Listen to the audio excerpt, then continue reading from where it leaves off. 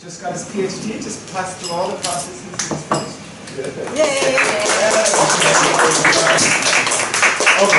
And now he's been thrown into the crocodiles, he's got to write the whole COE by himself. No, that's yeah, thanks, Joe. So, you know, Rhonda asked me to present something this week, a couple of weeks ago, as a way of, you know, engaging our community here at IPPE, and we're sort of, sometimes we sort of work in a bit of a siloed way, we're all, you know, at the coal face and plugging away, and it can be sometimes a case of we're, you know, not connecting as much around what we're doing with our colleagues. So this is an attempt to do a bit of that. So I hope to update you guys on the progress that we're making on the ACIT bid for a Centre of Excellence.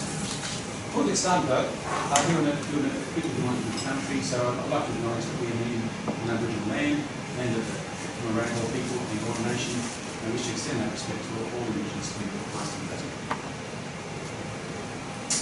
So also the other thing about today is, you know, we need you guys, and as we work, you know, away in our little coalface and silos that we hope aren't happening, but which do end up happening to some degree. We want to sort of try to get some feedback off you guys after today, and if it hasn't already gone around, it will go around today, I believe, from Joy, which is the current latest iteration of the EOI, which is an expression of interest for a Centre of Excellence. Okay, so this will go around, hopefully we can make some discussion, and if anyone has any ideas or feedback about what we're presenting or what comes around on the EOI, please do provide some feedback. But hopefully we can just have a bit more of a chat at the end of today about the things. So wow, that's not a lot smaller than I had imagined. But so this sort of the driving idea for Indigenous research within the centre and within IPPE is the stark reality of there being a very wide gap in you know, multiple metrics of well-being between Indigenous and non-Indigenous people in Australia, and that's particularly the case in Australia when compared to other places in the world. Out of curiosity, what's number one? We're number one. Well, Australia is second out of 187. Yeah, I'm not sure. I just sort of focus more on Australia, but that's a sort of a start statistic. So just a few things. So, you know, that show there are disparities, quite large disparities on multiple indices. You know, things like, you know, life expectancy, you know, the prison system is way overrepresented by Indigenous Australians. We can see that the Indigenous Australians only make up 1 or 2% of the population. They overrepresent something like 25 to 35% of the prison system, depending on where you are. Child removal rates also much more overrepresented when compared to the rest of the population. And education being a particular problem. That Indigenous Australians remain the most educationally disadvantaged citizens and have the highest school dropout rate amongst any Australian cultural group. So there's multiple indices of health and well-being and education. It's been acknowledged widely in Australia that there's a large gap, and you know, Commonwealth and non-government institutions have shown various commitments to closing that gap and throwing money at some time.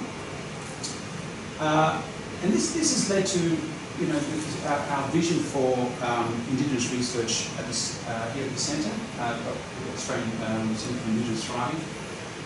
And we have some overarching aims for establishing an ARC Centre of Excellence, and I'm just going to quickly go through them. The key goal of which is to close such a gap, but to break it down a bit further. So, number one, we want to understand how to enable young Indigenous children and youth to thrive as educated learners and leaders. Right, so this is a little, not completely different, but a little bit more of a focus, a narrower focus than we had in the previous bid. We're taking a clear youth or developmental perspective. Secondly, we want to understand the drivers that promote educational success and well-being in Indigenous youth. Thirdly, we want to be able to measure and replicate these drivers. There's a measurement aspect. And fourthly, that in collaboration with Indigenous families, communities, and partners, we want to be able to develop and critically test the effectiveness of new educational programs that may promote learning, well-being, success, and leadership potential for young Indigenous children and youth in Australia. So, all right, some big goals there.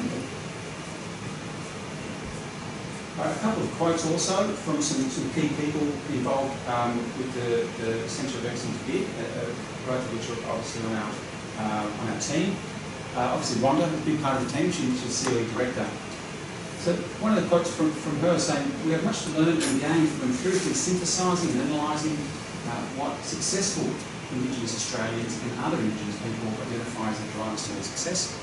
And so this idea of wanting to understand what are the drivers of exemplars of people, Indigenous people that are doing well and that are successful, and also some notion of identifying the drivers behind it. What are the mechanisms driving out that success? Sadly, really little is known about how to identify and replicate examples of success. So we can hope to fill that gap to some degree. Pat Dudgeon from Western Australia, an Indigenous scholar from Western Australia, this is from some of her research.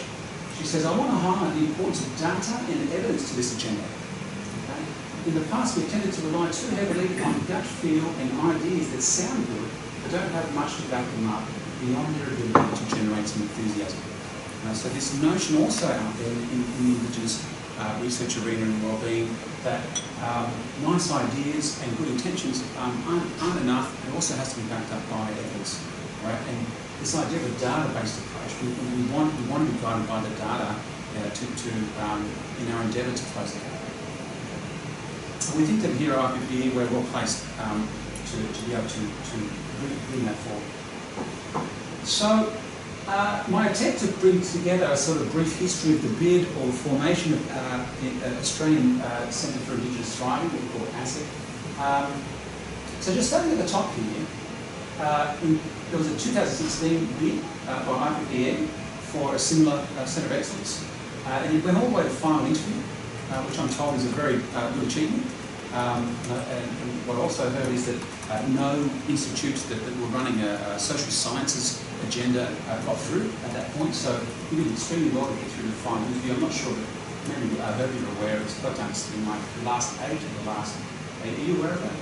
I think the shortlist was longer than that, but some of them dropped out. In any case, I think Rhonda and those at the top brass at IPPE were very encouraged by how far they got in 2016. And there was some key feedback that came out of that. And there was quite a lot of feedback. I've just put down 4 of maybe the more major bits of feedback which are driving the current bid. One is for more focused scope. So the last bid was sort of, talking about there's big gaps in health and education and juvenile justice and all these different arenas, education, etc. And the bid tried to address kind of all of it in one hit. Right, so I'll talk a little bit further in a few of the coming slides about how the bid has started to become more focused in scope, and it's not trying to do everything with one Centre of Excellence. Also, there was a kind of notion that there was maybe too many partners, or there was a sort of partner-a-thon where we had everybody on board, all particular people were dragging people on board, and it might have come across that some of the partners were not particularly engaged, or we didn't have a demonstrated track record of engagement with these partners, and perhaps it just looked like a bit of a thing on paper or something like that. So we're taking away from that, we wanted to demonstrate more engaged partners, actual partnerships that are already happening, and also to demonstrate more community engagement with Indigenous communities, real partnerships. Also, a notion of that there should be much more a focus on mixed methods and not a focus only on Indigenous or pole methods, but also to be able to bring that or to mix that, if you like, the best we may have with Western or approaches or quant methods, and that actually address that as explicitly enough in the first bid. And then lastly, the sort of bit to come out of it was that it would really help if we actually had an established centre up and running with runs on the board in all of these areas that we're talking about. So hence the Australian Centre for Indigenous Thriving was conceived and has been running now, I think we could say, since quite in this building probably, or maybe a little bit before, but and within, this centre is at the moment sitting in IPPE and ACU. Book is engaging in we're engaging in a COE bid, okay, from within that centre. Some key dates, just to make you aware of. On the 4th of July upcoming, it is a deadline, external ACIT deadline for expression of interest. Right? So this is sort of work limits at the moment. It's going through different levels through DECR and whatnot. There is still some time to get feedback and whatnot. July's a little while away, so we want to get feedback. But a lot of that feedback may also be incorporated into the final bid, which it's a bit up in the air at the moment as to the final date for when the full application is due. But we're told if we're invited to make a full application, it will be produced somewhere between October through to December. Again, I need my glasses to read this properly, but this idea of there being an issue with, like, we know a lot of things, you know, in psychology and education. Western science has yielded a lot of new knowledge, and we think we know how to help people improve and change, and with positive psychology, all these cool tricks. But there has been a real failure for this to translate into meaningful, real-world impacts, particularly for Indigenous people, as evidenced by the fact that the gap is not closing fast enough. So these are some sort of dimensions on which the Centre of Excellence itself think that we can start to focus on in order to translate, kind of failing to translate into yielding successful translational research in the Indigenous arena. So, you know, for example, a lot of the research was relatively small scale, and there had been a lack of quantitative research methodology. So we want to be able to flip that into upscale to generalise more broadly and employ both quantitative and qualitative methods. Right. Another issue that we identified is that a lot of the research that we've done so far had worked off sort of deficit modelling, where you sort of coming in and trying to understand the problems in the community, or the problems or profiles in a group of people, and try to rectify those problems. Again, it's thought that sort of modelling hasn't moved us particularly far forward, and so we want to also incorporate a strengths-based approach, which focuses on how we help people thrive. Right? So, and this is where sort of positive psychology again starts to come in. So I'm just going to pick on a few of these because it's really so many that we'll be for too long, I think. Another one I'll sort of pick on, a lot of the research, there's been a feeling out there that research has been imposed on communities, that people come in a top-down way, they do research on Indigenous people, fly out, and the communities aren't necessarily benefiting from that research or involved or partnering with it. And so our sort of answer to that is what's called a reciprocal partnership model, where we're looking at community-led research to be conducted along with communities, in partnership with communities. So we're just trying to look at those dimensions in which we think may have been leading to a failure to translate into meaningful impacts, and trying to flip those or address them so that we can move research forward. Okay, so the positive psychology agenda is sort of very much a part of the Centre for Excellence bid. So our sort of assumption is that our centre and the research within it is founded on key international research advances in educational and positive psychology. This is just one of those things where it's taken a philosophical stance, and we think this is going to be a more impactful approach than some of the more deficit-related ideas that was driving research before the 90s and whatnot. The COA also integrates the promotion of psychological needs. So some of the positive psychology ideas around self-determination theory are also driving a lot of our ideas about how to engage people and the theories that might drive our research.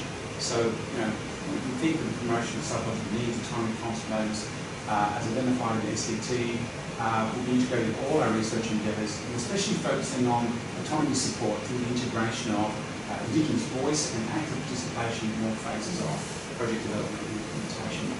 So just kind of putting out there that we are coming from a position where the positive psychology approach is going to be more helpful, but also that we're coming from a place where we think that we're going to help people to identify and get their needs met. It is also going to be a helpful thing to drive our research. Another theoretical position that we're taking is something that Rhonda and a bunch of you guys are actually on a paper which outline what we call a reciprocal research partnership model. In the actual paper, it's a four-pronged model which includes physical thriving, also but as a part of our sort of being parsimonious and getting a clearer scope for the Centre of Excellence, we sort of pass down this model into sort of three parts. So that is educational thriving, psychological thriving, and family and community thriving. And this sort of leads the three streams of research that we're focusing on within ACIT. Also, the Indigenous values underpinning our research will be that for the 4 R's for responsibility, respect, relationships, and reciprocal relations.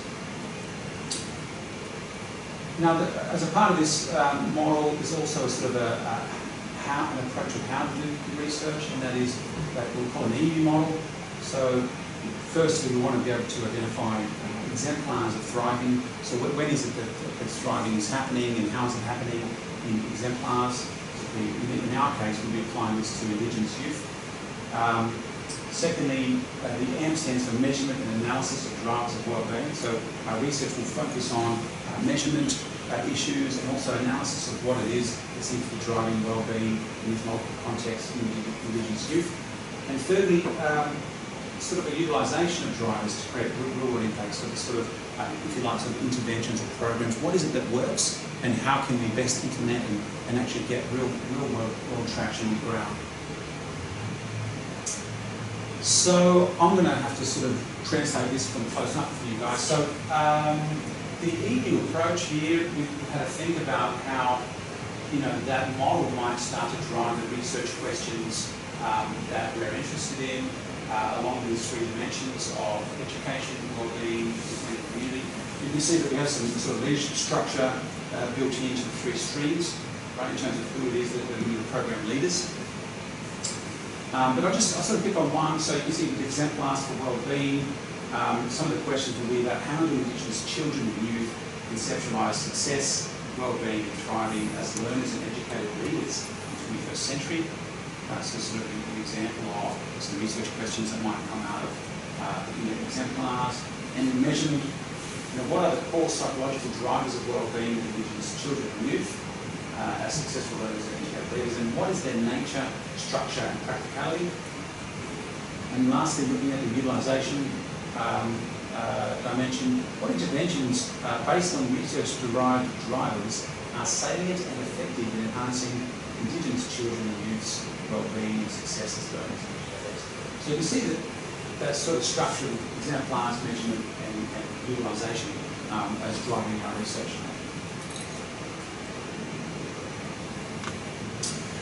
So also coming across our research are these 5 research themes, right, that we think are going to be important to be able to for us to meet our goals. And again, across each theme, we've designated some leadership within the group, right? So we have the first research theme being technological innovation and positive computing, and of course, unsurprisingly led by Rafa from UCIT. So we think that being able to harness the power of emerging technologies is going to be a key aspect of what we do. Secondly, something that we call Indigenous children, youth, voice and agency. So having an explicit approach to having the voices of youth come through in all of the research and have them actively engaged in the research is going to be key across the research. And so we've put that down as one of the research themes. Thirdly, also impact and scalability. Okay, so we want for the research to have impact, of course, and to be able to be scalable and disseminated widely if possible. Community partnerships, of course, also community partnerships are important in any research that we do, but even more so in Indigenous research. And so we think that it's important to designate that as one of the research themes. And then lastly, public policy assessment, monitoring and evaluation as being the final research theme. We have this section that we're sort of working on at the moment, which we sort of prepared for the final application, which is in the domain of risk and innovation. So it's this idea that the core research activity of the CLE involves some risk and innovation in integrating Western knowledges and practices and methodologies with Indigenous worldviews and practices, ways of knowing, being and doing. And at the moment, the way I've been reading it at least is it's proceeding on the basis that that'll be a fairly seamless process. Okay, that you take the best of the things from Indigenous practices and knowledges and the best from Western science, and that sort of comes together in a neat way and proceed forward in sort of positivist kind of idea. And in sort of thinking this through, it seems that that's perhaps not realistic, and that it's going to be a lot messier than that, and it's in this kind of messy space that hopefully some interesting new knowledge comes out. So we just want to acknowledge that as a sort of risk in innovation with the bid. And so part of the solution is we've put together what I'm calling a sort of cultural interface subgroup or inter-knowledge paradigm subgroup, made up of myself, but also some fairly key players in this field. And the key goal is to develop an explicit approach or set of principles to help guide the COE research in its endeavour to capitalise on both the best of Indigenous and Western knowledge and practices. So we want to be able to have some explicit approach to this, and I guess part of that is feeling like if we don't address this explicitly, it is kind of weaved throughout the document at the moment as it stands, but we think that having this front and centre would be a better approach, and so that's, watch this space. So far in the meetings that I've had with these guys, just a little bit early feedback, ideas and theories around a decolonising approach appears to be central. Right? So the feedback I'm getting so far is that we need to address this issue with maybe a decolonising perspective of some kind as being a central idea. Now, you're really testing me now, guys. So here's our list of our partners. I promise you this looked a lot nicer on my computer. But basically, there's a bunch of universities that are involved. With ACIT, University of Melbourne, WA, Queensland, Charles Darwin up in Northern Territory, Bachelor, which is a tertiary education institution up in Northern Territory, and a range of other partners, both government and community. Now, a lot of these particular universities are already locked in, and the kind of shaded ones are varying levels of engagement and being locked in. Most of these we expect will be locked in by the time that we submit the EBOI. Okay, so lots of Indigenous research is happening already at IPPE. This is not starting something completely new. All right, there's a bunch of projects already underway. We wanted also to just show you guys, or we'll talk about some of the pilots and ARCs that have been either up and running or we're working on at the moment for 2018. So these are lists of the ACIT pilots. So there's for example, there's a wellbeing app project, which is being led by Janet, and Jenny's also driving that, but also Rafa from UCIT. We actually just had our first workshops on that last week, where we're training some Indigenous students to be workshop leaders, and who are going to find out what are the drivers of wellbeing amongst Indigenous students, what challenges they face, and to be able to drive the development of a wellbeing app, right, that we hope to be able to implement in this year.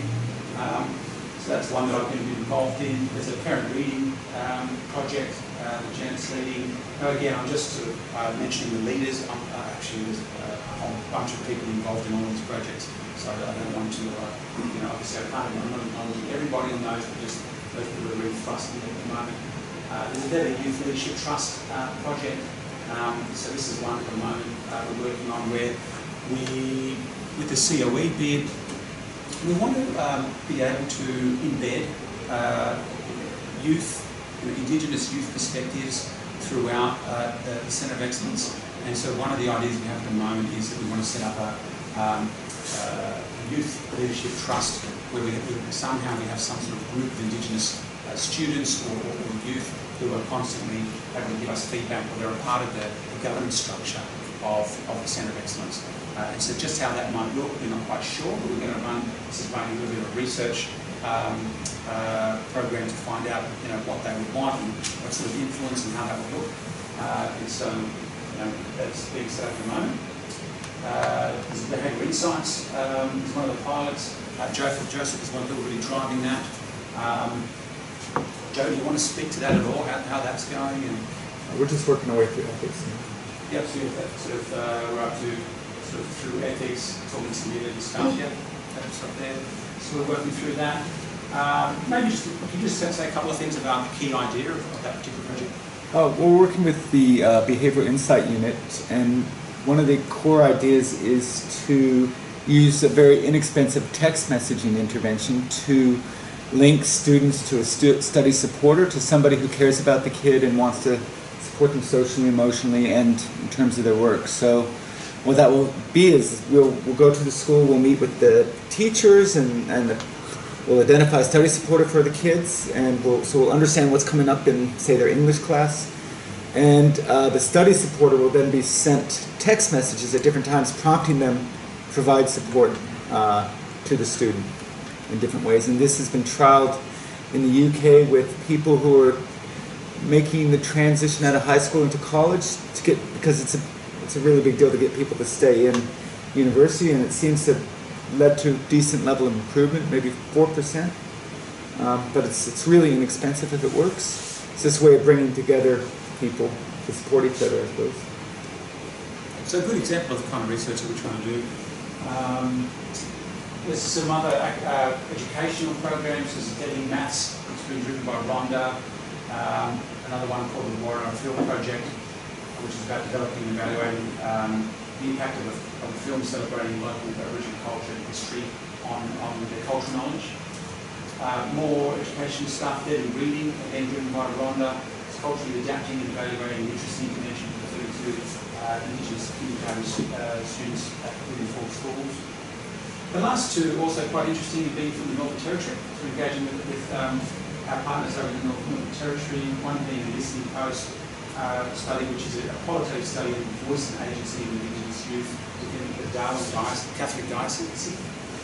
And the last one being particularly interesting and exciting, which is a positive policing project, which is sort of ground shifting at the moment with that. Now, I don't know all of the players in that, but there's somebody, I believe, who will do a PhD from the Northern Territory, who's now the Commissioner of Police in the Northern Territory. Peter Gallagher, who's also a PhD student here, being supervised by, who's supervisor for the field? Rhonda, yeah. So there's a project that's about to kick off around that, which is to kick off building a relationship and dialogue between Indigenous youth and Northern Territory Police. I think we can all agree a very worthy goal. And so part of that also seems to be that we want to be able to find out if something like pro-social may be able to be implemented in that context. So there's a list of pilots and some feedback about how they're all progressing in some way. Now the idea of these is to be able to say, when we submit, hopefully get to the point of submitting a final application, of saying, this is actually what's happening. You know, we have some kind of a track record. It's built upon our previous track record, but we have multiple pilots coming on board, and some of these will be sort of hopefully wrapping up or have some data by the stage by next year when a lot of the decisions are being made. Also, just some quick overview of some of the discovery grant applications. We have 5 in total coming out of the centre. So there's a psychological thriving in nature, the drivers of Indigenous wellbeing, and multiple people involved in that. Deadly Start is enhancing children's literacy and self-concept. There are the discovery grant applications, and then we have Indigenous discovery grant applications. So there's one there by Anthony. Maybe I can get Anthony. Would you be able to quickly speak to that? The one with John and I. Yes, so this one's called Breaking Cycles of Indigenous Intergeneration Advantage. Which relates back to what you said before, or in one of the projects, the community engagement one, so it fits in with that. It's basically with Indigenous, if you look at the Indigenous population, it's very diverse, but we know that generally speaking, those who are poorest, most disadvantaged, all those sorts of things, are often in remote communities. When you're in the suburbs, generally things are a lot better, and the ones in the remote communities, they're the hard ones to fix and address, so that's what we're looking at. There's another one here, which we call Imagine, which we call Creating Nurturing Communities to Help Indigenous Youth Thrive. This is one that we're doing within the centre here, along with Joseph and Varjinda. The idea with this particular one being if we can essentially train Indigenous youth within a school setting to be able to act on pro-social principles within their communities and be able to help school communities connect and support each other in more positive ways by training up these youth leaders. And so that one's also currently under review.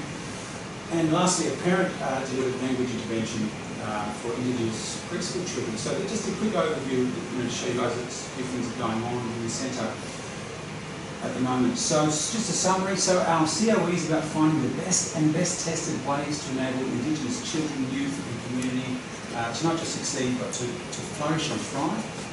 So a positive approach coming through. And our focus is on solutions, not problems, with strength-based approaches rather than deficit modelling. We're about seeding success and building well-being to enable people to be all they wish to be and can be. Right? So we have to make a difference. So that's the sort of overview of everything I wanted to talk about today, just to give you guys a bit of context, but also a little bit of an update on what is happening with the current bid. I want to talk about it though and get any ideas from you guys, both in this forum, but also perhaps back channel if you guys want to email me anything. As I said, I do. I suspect that the latest EOI will go around this afternoon from Joy. So yeah, let's talk. I'm just wondering, do you know Professor Donna Cross? No. Okay. Well, I was speaking to her last week at the Positive Skills Conference, and she's at the University of Western Australia, and they have a multi-series, million-dollar project with Indigenous communities. She's at University of WA? Yeah. And I just thought it'd be very one of your early points was about a new focus on community engagement. And in my brief conversation with her, because we were both presenting at the conference, so it was fairly brief, was that they have really focused a lot on a very different model of community engagement and put an enormous amount of energy into that. And somehow they link with Harvard as well. So, and it's being funded by a variety of people, but particularly Tree Forest, the multi-millionaire. Right. So this is Donna Cross. Donna Cross. So I just think it'd be really worth looking at what their model is about community engagement. Anthony, are you aware of who Donna Cross is in that research? No. We have partners. One of our partners is actually University of WA. Rhonda knows her really well. Right. Yeah. So I might just talk to Rhonda about that. She may be on one of our partners. I'm not across. Rhonda is the knower of all the things when it comes to partners and all the bits and pieces of that. So I'll check that out. But they're linked somehow to Harvard as well. So it's a very big project. And they have an approach to this issue of community engagement that they've sort of worked on it already, and so there may be an aspect of not needing to reinvent the wheel. Exactly, but it'd be also very interesting to know in what way they've gone down that path. And I know she said it's very, very time consuming because it's taking a lot of time in working with the community. Yeah, we'll check that out. One of our central Indigenous academic partners is from Indigenous Thriving. So I'd love to hear whether she's been involved in that also. Wow, that would be a good starting point. That's good. Other folks?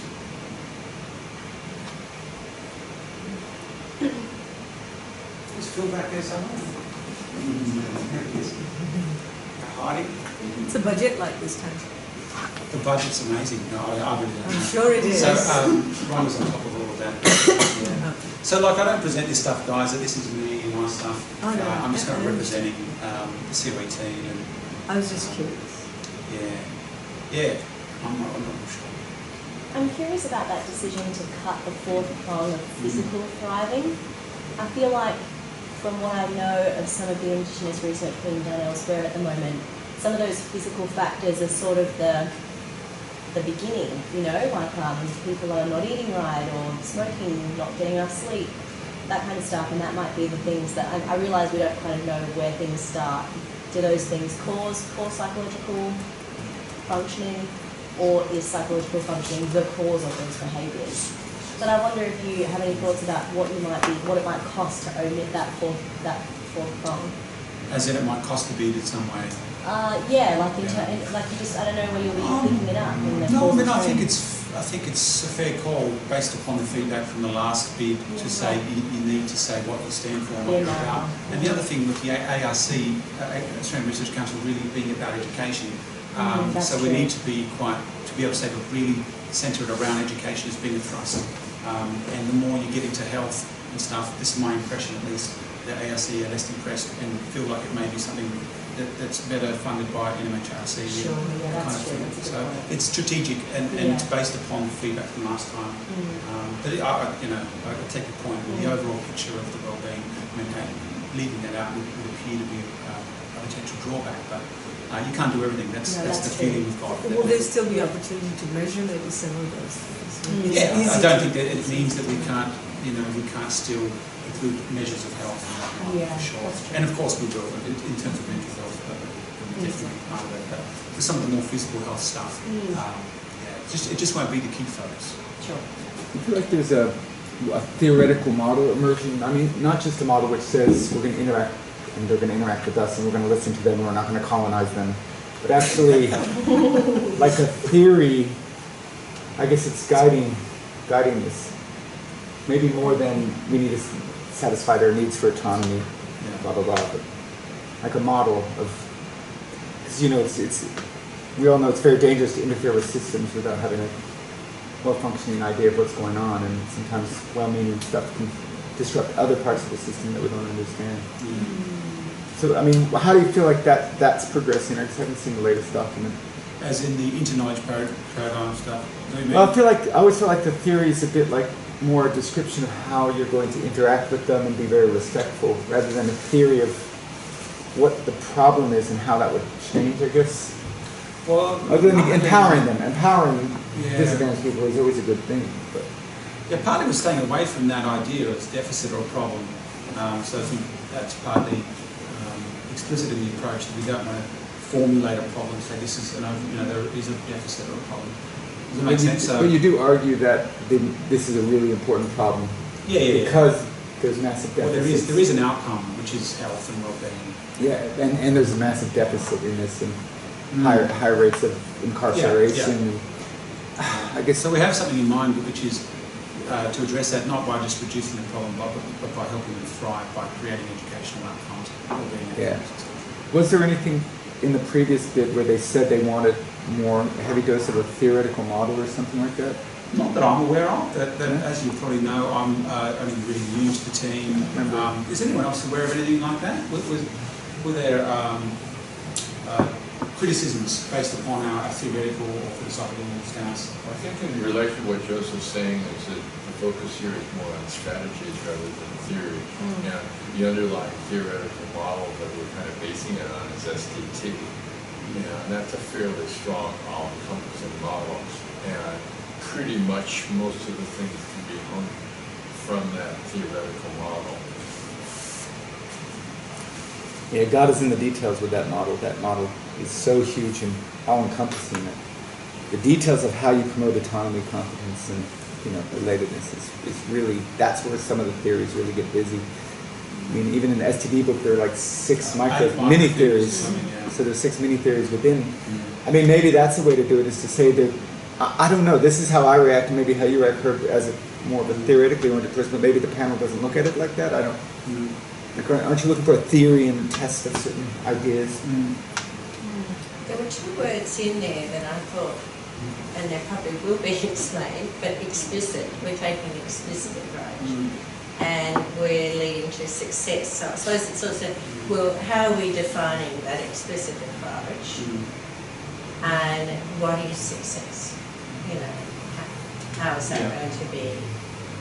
So defined. We have an idea about what we think success would look like. We're talking a bit about that already, which would be, we have better well-being, lower prison, involvement, lower rates of incarceration, all that kind of thing is what we think is important. But in terms of the outcomes, a lot of our research will be sort of partnership-led and we're not sort of going to preempt what that would be in terms of medical use and whatnot. But this will be driven by Indigenous partners in the community. So, well, even defining what thriving and flourishing means within those communities. Yeah, so most of our projects don't predefine those things. I mean, we do have a preconception, but in terms of how we do the research, we're going to go in there and talk to the communities about their conceptions of thriving and well-being. That's spread throughout all our projects.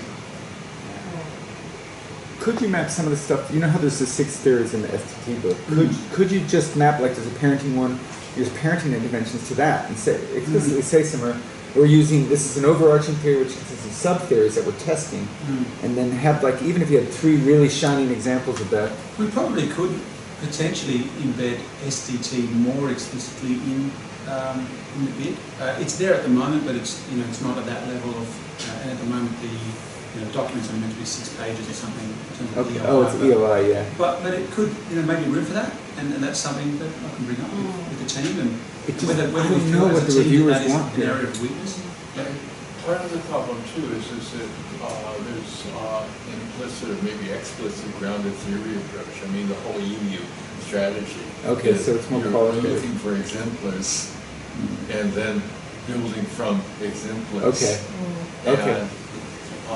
So maybe it's dangerous to say that we have a ahead of time. Like So you part of almost- this is that not wanting to preempt ahead of time and having a process for learning, in the process from our partners and communities. But I'll bring it up. I think Is there a that- compromise between the two somehow that it could be grounded theory, but you're also looking at the things that we've learned over the last? Yeah, I think there has to be something about that we're going to bring some position to the table first up, and then check out how that sits with communities and how it may be thrown out or how it may be used. Such a tricky Other place. thoughts? You probably have this, and or you're going to prepare this for the bid, but just because you said that feedback was to simplify everything, I was wondering if you will, in your bid or in the material, present like an overview of responsibilities or the organizational structure, because you have the 4 R's, then there's the 3 bubbles, and then there's the ones that were across, and then there's your interlinking. Yeah. And I was just wondering how they all interact and whether Through the governance structure that you mean? Yeah, so there's just a mix of these groups and programs and structures and responsibilities, and I was just wondering how they all interact because. Yeah, I mean, I think that's evolving still, and I'll probably defer that to Rhonda at this stage. She has an overall organisational map, which I haven't put on the slide, hopefully for good reason, it's benefit you guys this afternoon. But I think there's an evolving idea about how that will interact. And at the moment, I think it's more of a table where you've got 3 streams coming across, and you've got the 5 things coming down. And the R's? Well, the R's are the values. So these are values, not research traits. They're values that underpin what we're doing. That would be kind of very complex. We had another 4 variables diagonally.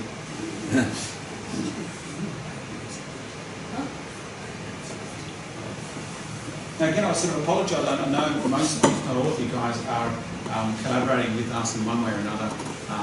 So I haven't been able to put up everything that we're doing or necessarily acknowledge whatever ways to help out. But the idea is just to kind of get up there, brief overview of what we're doing. How do you feel? Is it traveling on time? Do you feel like everything's nice and? I think it's travelling on time, but it's very busy.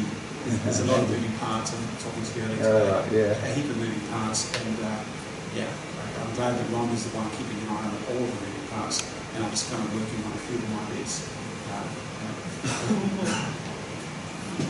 What's your sense, Anthony? Oh, it's a huge amount of effort. The effort that's gone into it's just absolutely huge. Phenomenal. And I really can't thank the broader team, particularly the professional team, enough. They're really, really, really, really awesome and driving a lot of projects at the moment with all their moving parts. So I don't think we really put that out. And as they probably are across all of the IPPE programs. Has there been some good pilot data coming in since last time? Or good data that builds the case more strongly? Well, all of these projects are either just kicking off they're or delayed getting from underway. here, yeah. So I mean, I'm sure there's stuff left over from last year and the year before, which has started to come through. But at the moment, we're just focusing on getting these things done. And when is, if you get by the EOI, when would you have to submit the big thing? So the big thing is somewhere unspecified between October to December at the moment. We'll be Okay. invited to submit somewhere in there, that's my understanding. And hopefully we won't get that far again. Yeah.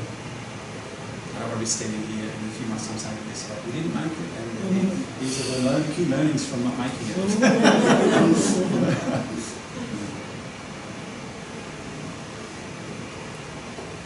All right, you guys, thanks for holding your attention for so long. And if things percolate and you think of things, or you want to be involved in some way, or have an idea how you can help out, do email me. And again, we're going to get that EOI out and about to all the academics. So if you get the time and you want to give some feedback, we'd also appreciate that. Thanks, guys.